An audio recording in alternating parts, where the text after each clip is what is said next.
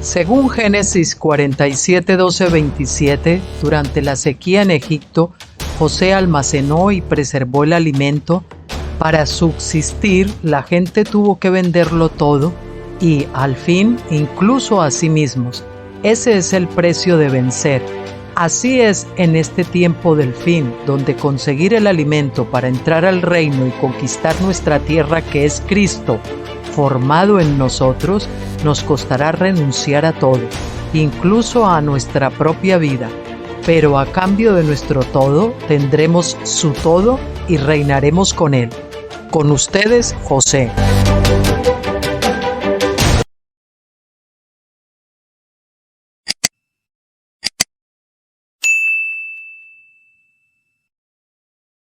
Hola, muy bien, bienvenidos, buenas tardes, aquí de nuevo con ustedes.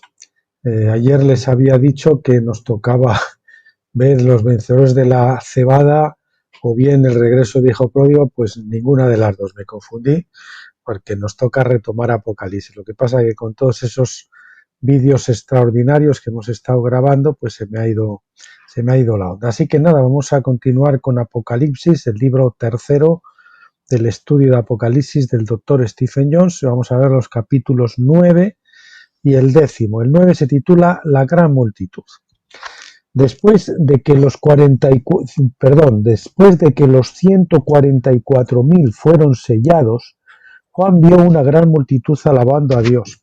Esta es la misma multitud que había visto antes en Apocalipsis 5:13. Él ve el futuro donde toda la creación cantará alabanzas a Dios después de que se complete el plan divino. Apocalipsis 7, del 9 al 10 dice: Después de estas cosas miré, y he aquí una gran multitud, la cual nadie podía contar, de todas las naciones y todas las tribus y pueblos y lenguas, de pie delante del trono y delante del Cordero, vestidos con ropas blancas y con ramas de palma en sus manos, y claman a gran voz diciendo: salvación, que es la palabra Yahshua, a nuestro Dios que se sienta en el trono y al Cordero. Esta gran multitud está celebrando la fiesta de los tabernáculos porque están agitando ramas de palma, como se indica en Levítico 23 del 39 al 40. Exactamente el día 15 del séptimo mes, cuando hayáis recogido las cosechas de la tierra, celebraréis la fiesta del Señor durante 7 días, con reposo el primer día y reposo el octavo día. Y en el primer día, el de la fiesta de los tabernáculos, tomaréis para vosotros el follaje de árboles hermosos, palmas y ramas de árboles frondosos y sauces del arroyo, y os regocijaréis delante de Yahvé vuestro Dios durante 7 días. Cabe señalar que cuando esta fiesta finalmente se celebra en su mayor cumplimiento, se ve a personas de todas las naciones celebrándola de acuerdo con el mandato profético de Deuteronomio 16 del 13 al 15, que dice: celebrarás la fiesta de las cabañas 7 días, después de que hayas recogido el producto de tu era y de tu tinaja de vino, y te regocijarás en tu fiesta tú y tu hijo y tu hija, tus siervos, tus siervas y el levita y el extranjero. La palabra ger quiere decir forastero, extranjero, y el huérfano y la viuda que están en tus ciudades. 7 días celebrarás una fiesta al Señor tu Dios en el lugar que el Señor escoja, porque el Señor tu Dios te bendecirá en todo tu producto y en toda la obra de tus manos, de modo que estarás completamente feliz. A todos se les ordena celebrar la fiesta y todos se regocijan, sean israelitas o no israelitas. Todos son bendecidos juntos en definitiva cuando se cumple Apocalipsis 7 del 9 al 10.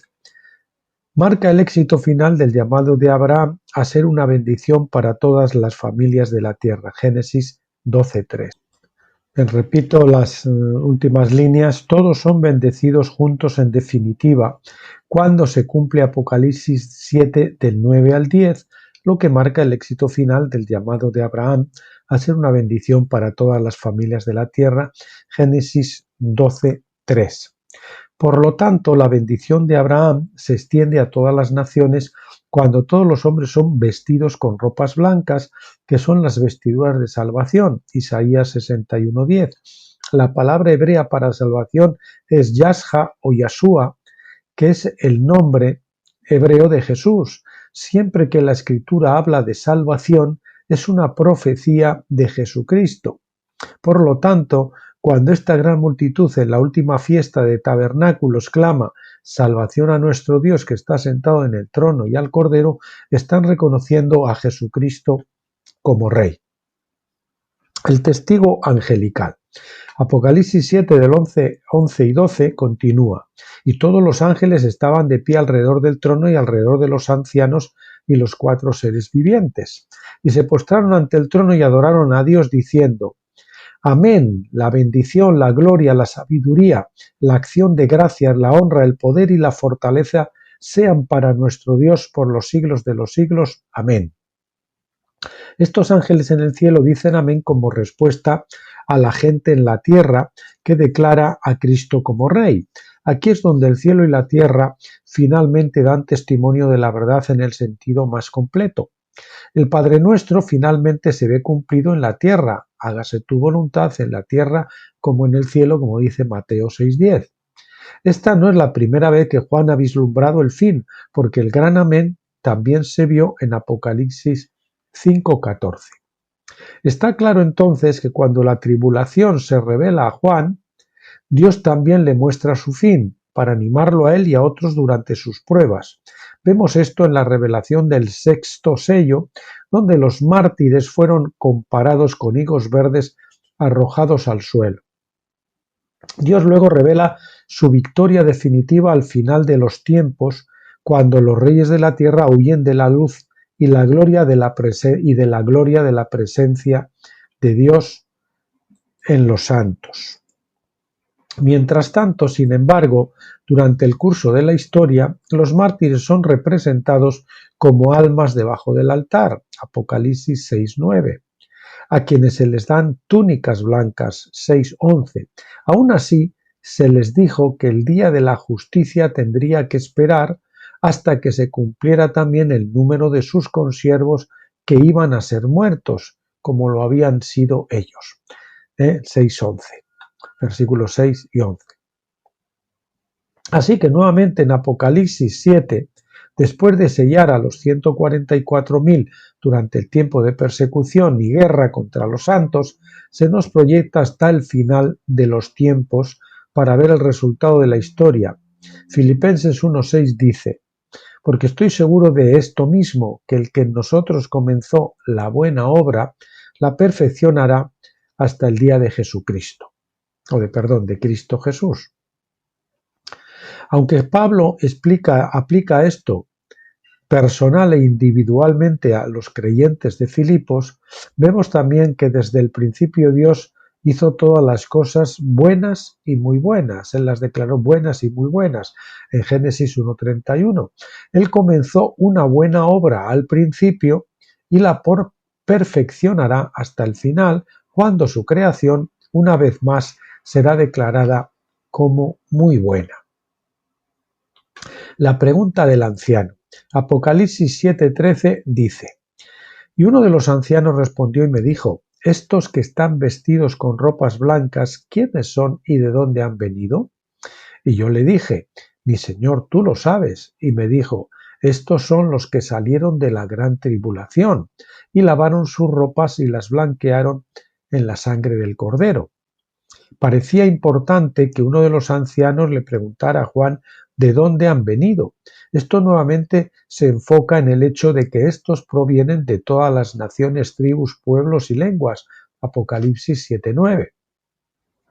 Obviamente el anciano conocía la respuesta a su propia pregunta, porque Juan responde: mi señor, tú lo sabes. Sí, tanto Juan como el anciano sabían la verdad, pero era importante escribirla y enfatizarla una vez más para el beneficio de aquellos que de alguna manera quieren restringir la procedencia de esta gran multitud a un grupo determinado de gente, ¿no? El anciano luego dice que estos habían salido de la gran aflicción o tribulación. La metáfora de lavar las vestiduras de uno en la sangre del cordero para blanquearlas es una forma bíblica de expresar el concepto hebreo de purificación o limpieza, tal como se dice en Hebreos 9 del 22 al 23, que dice: y según la ley, casi se puede decir que todas las cosas se limpian con sangre, todas las cosas se limpian con sangre. Y sin derramamiento de sangre no hay perdón. Por tanto, era necesario que las copias, es decir, terrenales de las cosas celestiales, fueran limpiadas con esta, es decir, la sangre física, pero las cosas celestiales mismas con mejores sacrificios que estos, es decir, con la sangre de Jesús. Juan usa esta metáfora para describir el propósito de la tribulación. Si bien muchos han puesto un periodo de tiempo corto para esta tribulación, generalmente limitándola a 7 años, es mucho más amplio que eso. Ojo al dato, repetimos. Si bien muchos han puesto un periodo de tiempo corto para esta tribulación, generalmente limitándolo a 7 años, es mucho más amplio que eso. Juan no pone límite de tiempo a esta tribulación, porque cubre a todos los mártires desde Abel hasta el último mártir, hasta que el último mártir muera al final de los tiempos. Jesús mismo reconoció a Abel como el primer mártir en Mateo 23:35. Y en el libro Génesis de los Salmos, esto se refleja en los Salmos 2. O sea, ya sabes que hay una serie de salmos que van por grupos que hacen referencia a cada uno de los libros del Pentateuco. Este es el caso, en este caso son salmos que hacen referencia al Génesis. Una aplicación más, decirles eso, que eso es una cosa que yo no se lo había escuchado más que al Dr. Stephen Jones, y él lo explica, lo toca en muchos de sus libros. Una aplicación más amplia de este tiempo de tribulación puede atribuirse a la sentencia de Dios sobre Adán, cuando su propiedad, la creación, fue vendida como esclava a causa de su pecado. Este fue el punto donde toda la tierra comenzó a ser afligida o puesta en tribulación. Cristo vino a redimir toda la creación, todo lo que fue vendido a esclavitud, y así poner fin a la tribulación de la creación, a redimir todo lo que fue vendido a esclavitud, incluidos los hombres, todos los hombres. Entonces, si entendemos que la gran multitud de Apocalipsis 7 del 9 al 10 es lo mismo que toda cosa creada en Apocalipsis 5:13, entonces la definición de mártir alcanza su aplicación más amplia posible. Ambos grupos alaban a Dios al final y su alabanza es atestiguada por el amén de los ancianos. Posición final de la gran multitud. Apocalipsis 7 del 15 al 17 concluye con el estado o posición final de esta gran multitud diciendo: por eso, es decir, lavando sus ropas en la sangre del Cordero, están delante del trono de Dios y le sirven día y noche, quiere decir continuamente, en su templo, y el que se sienta en el trono extenderá su tabernáculo, y el que se sienta en el trono extenderá su tabernáculo sobre ellos.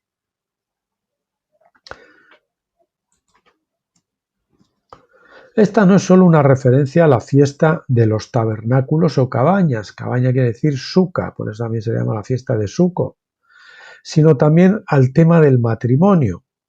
En el pensamiento hebreo esto dibujaba una imagen de un esposo y una esposa bajo un dosel de matrimonio mientras lo consumaban, es decir, cuando estaban casando, su rabino y tal, se ponían debajo de un dosel, como saben.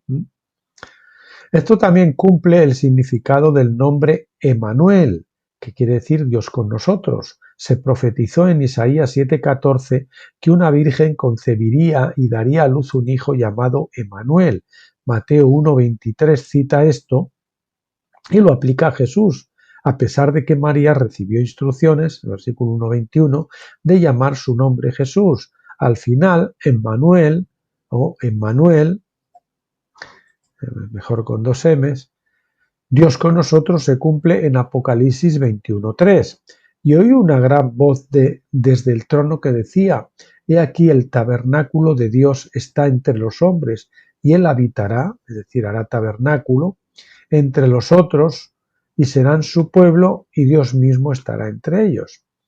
Esto viene del contexto de que la Nueva Jerusalén es una novia adornada para su marido. Apocalipsis 7, 16 al 17 continúa diciendo: ya no tendrán hambre ni sed, ni el sol los golpeará, ni ningún calor, porque el Cordero en el centro del trono será su pastor y los guiará a manantiales de agua de vida, y Dios enjugará toda lágrima de sus ojos.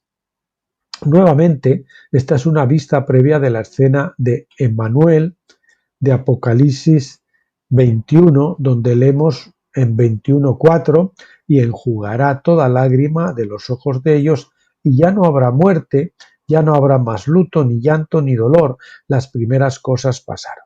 Está claro entonces que la visión que Juan tuvo de la gran multitud de Apocalipsis 7, así como la visión de Apocalipsis 5, hablaban del futuro cuando toda la creación se reconciliará con Dios por medio de la sangre de Jesucristo.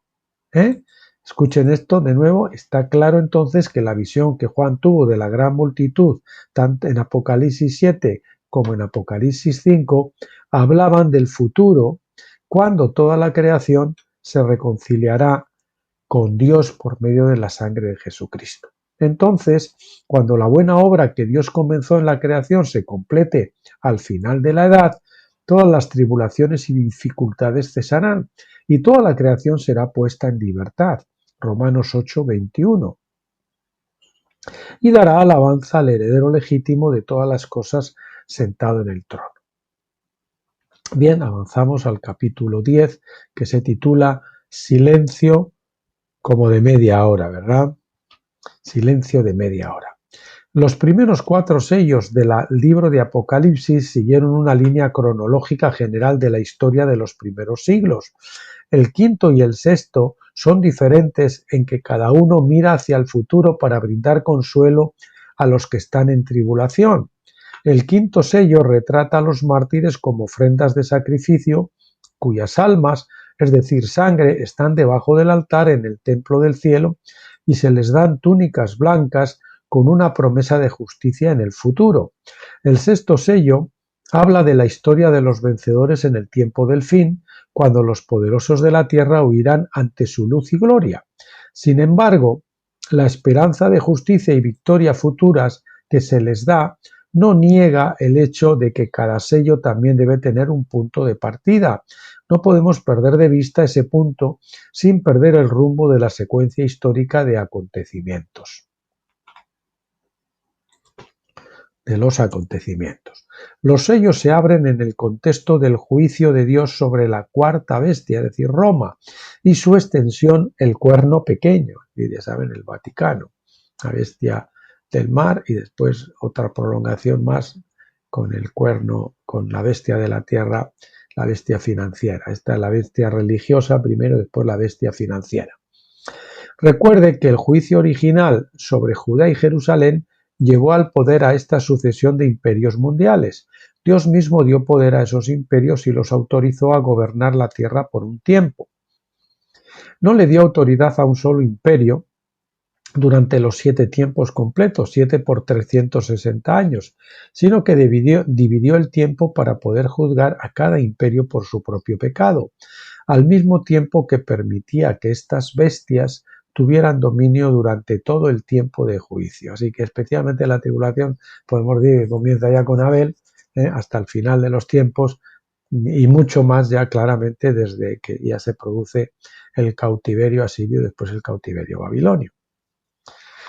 El dominio de Roma comenzó en el 63 a.C., cuando Pompeyo tomó Jerusalén. El imperio occidental cayó en el 476 después de Cristo.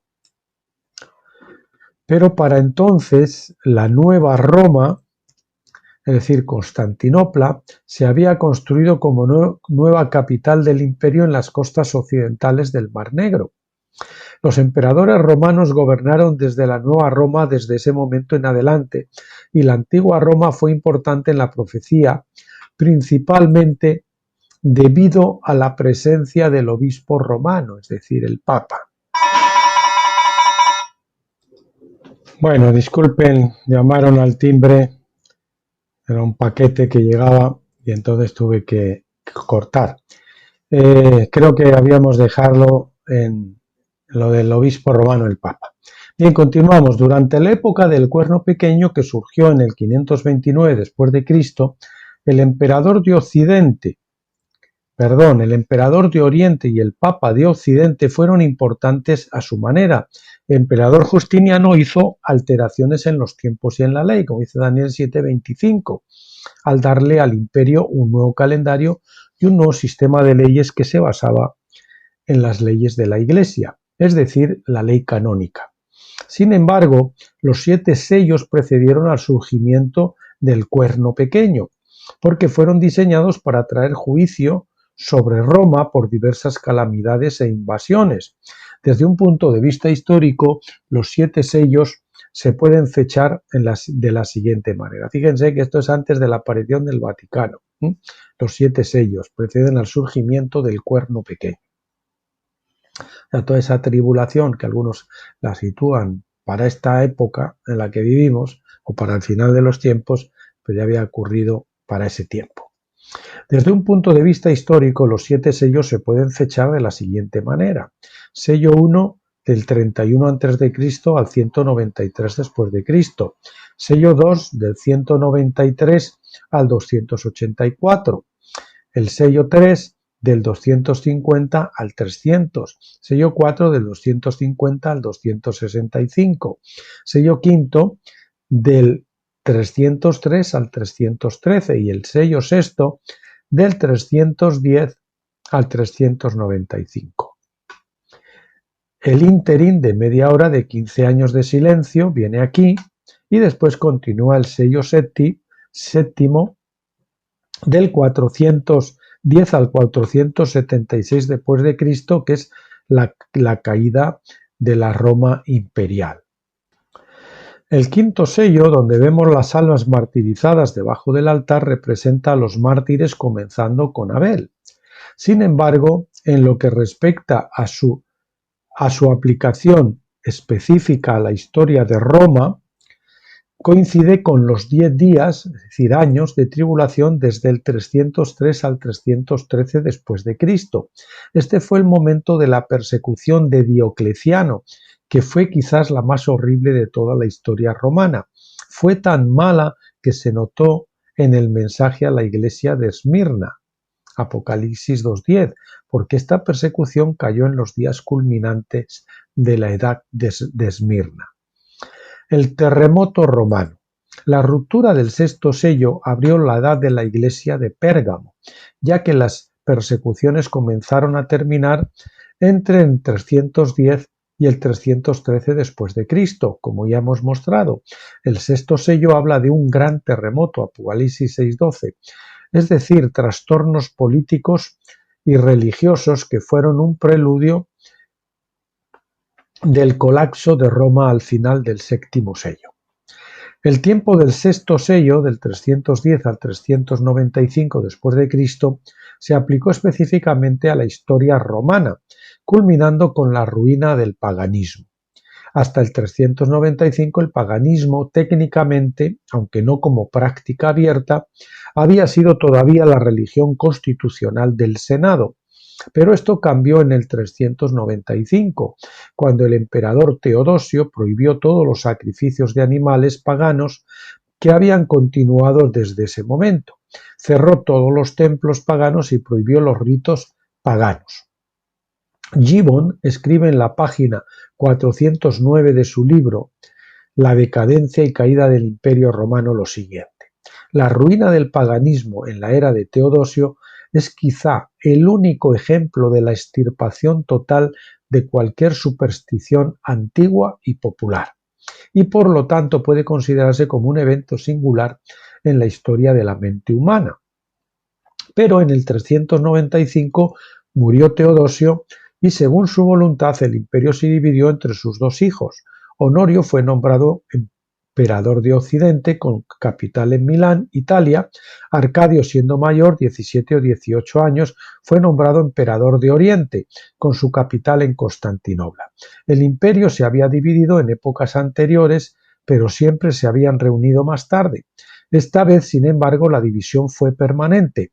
De ahí que en el 395 el gran terremoto golpeó al imperio políticamente con su división y religiosamente con la ruina del paganismo. Repetimos, en el 395 el gran terremoto golpeó al imperio políticamente con su división y religiosamente con la ruina del paganismo. O sea que los terremotos en la Biblia, aparte de físicamente, simbolizan también movimientos en las naciones, ¿verdad?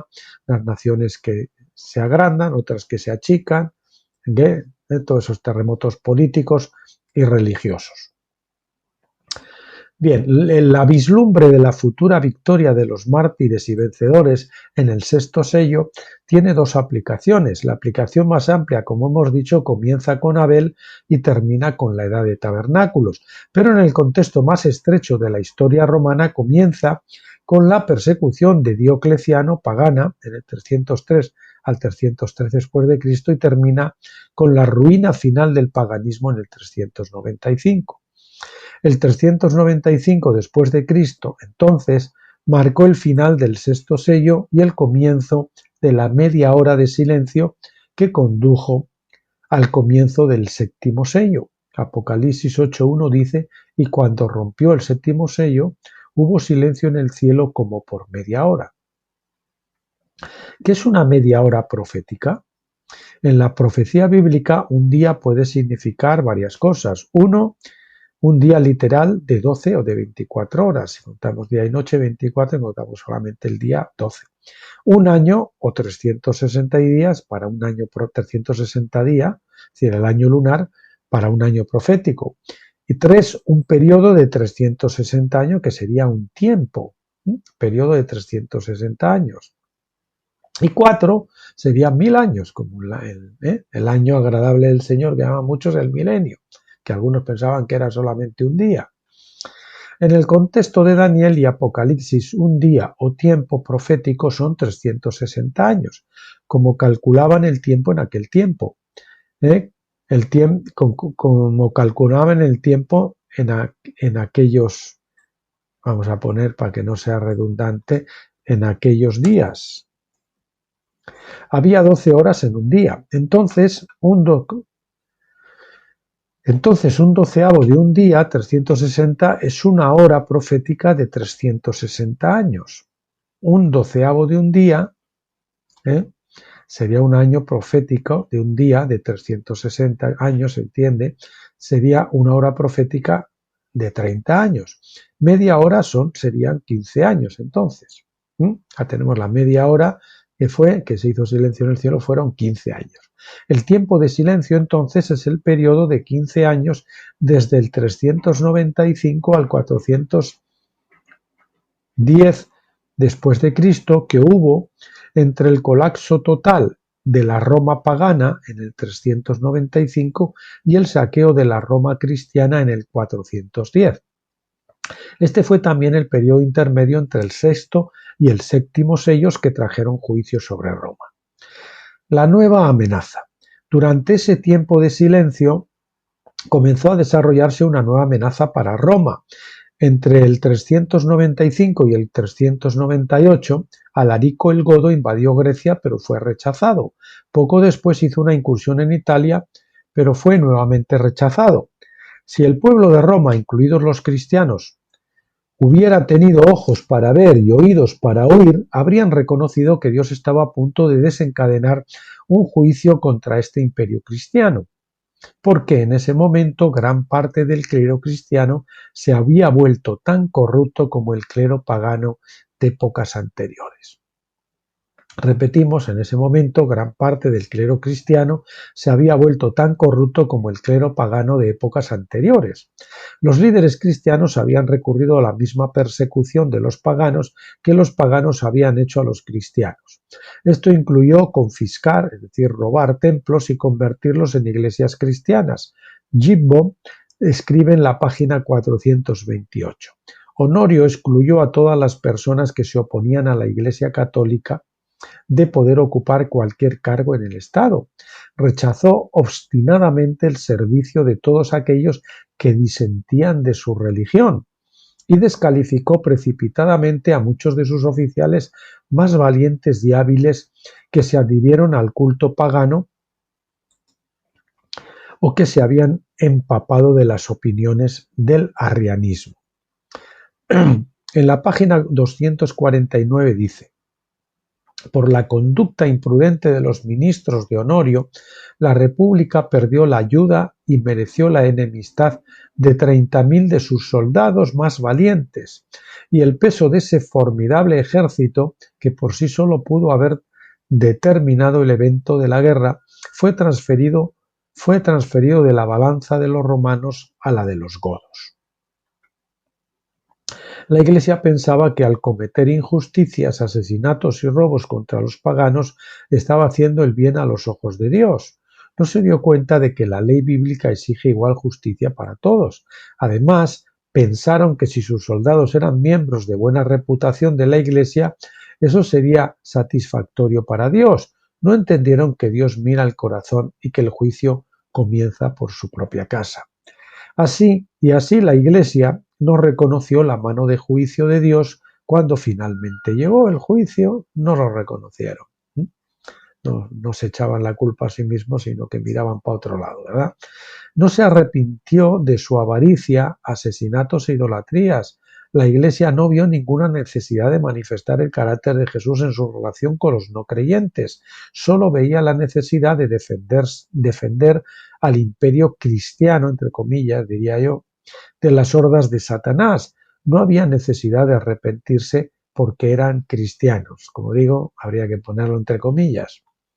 El séptimo sello inició una serie final de juicios sobre la pierna occidental del Imperio Romano. Empieza con el vientre unido, el Imperio Romano, pero después se separan en Occidente y Oriente, simbolizado por las dos piedras de la estatua que vio Nabucodonosor.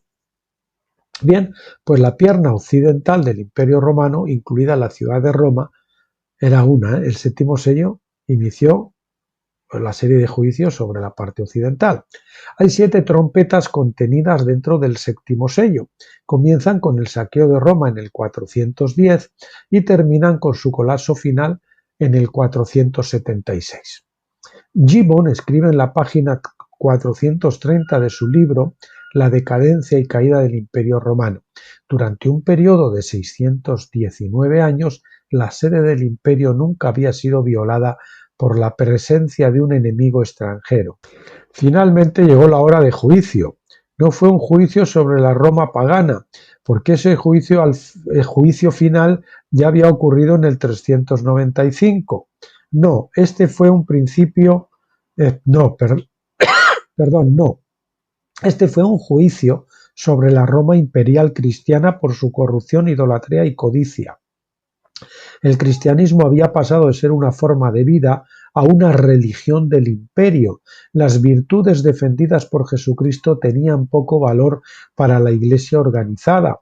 Esta religión exigía fidelidad a la organización y jerarquía de la Iglesia en lugar de fidelidad a las enseñanzas de Jesús.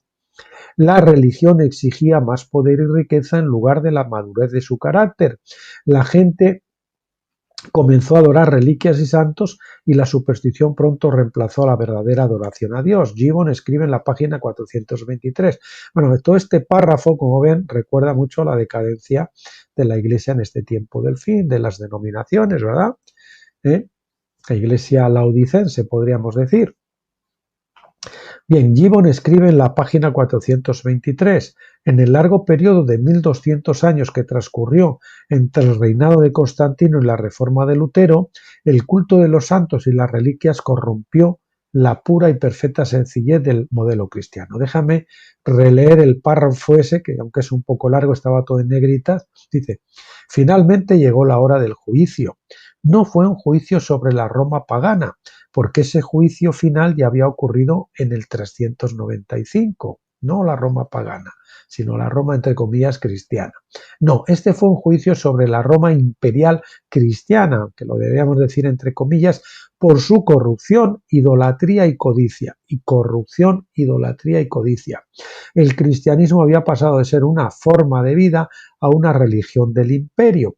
Las virtudes defendidas por Jesucristo tenían poco valor para la Iglesia organizada. una religión nominal, como ir al culto los domingos, y escuchar la palabra y adorar a Dios y todo eso, pero luego vivir como vive la gente del mundo. Esta religión exigía fidelidad a la organización y jerarquía de la Iglesia en lugar de fidelidad a las enseñanzas de Jesús. La religión exigía más poder y riqueza en lugar de la madurez de su carácter. La gente comenzó a adorar reliquias y santos y la superstición pronto reemplazó la verdadera adoración a Dios. Ahí tienen el relato de la degradación que trajo el juicio. Pero ellos no, como creían, no, nosotros somos cristianos, ¿verdad? Como decían los judíos en el tiempo, no, el templo no va a destruir nunca porque nosotros es el templo del Señor. ¡Ay, Dios mío! Y cuando vino y mandó el Señor a su ejército, que eran los romanos, el Señor llamaba su ejército a los romanos para destruir. ¿Quién eran los enemigos? ¿Quién era el ejército del Señor? Los romanos. Entonces, ¿quién eran los enemigos? Los que estaban allá en Jerusalén y en el templo, cuidando el templo. Entonces eran los enemigos del Señor. ¿Qué cosas, eh? Es asombroso cómo hombres ambiciosos pueden engañar tan fácilmente a los cristianos para que acepten su liderazgo corrupto.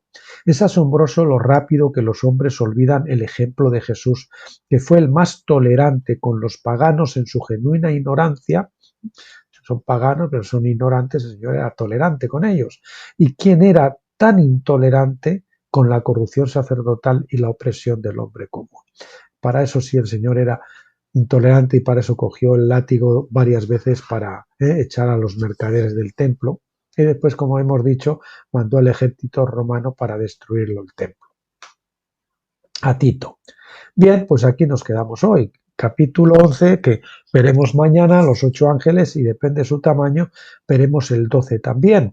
Y entonces, como les dije al principio, ya saben que vemos dos días seguidos Apocalipsis, pues miércoles, el jueves, Dios mediante, pues estaríamos viendo el regreso del hijo pródigo y ya la semana siguiente seguramente, porque no quiero hacer, esta semana sí vamos a hacer 4, la medida suelen ser 3 vídeos, esta semana sí hacemos 4 para recuperar un poquito de terreno, pues ya la semana siguiente entonces tomaríamos el segundo capítulo del nuevo libro que empezamos el otro día, que es Los vencedores de la cebada, porque ya saben que la cebada es lo mismo que los asnos representaban a la iglesia, en este caso la cebada representa a los vencedores. Los asnos y el trigo de la iglesia, ¿no? La cebada que madura primero representa a los vencedores. Bien, pues aquí nos apeamos.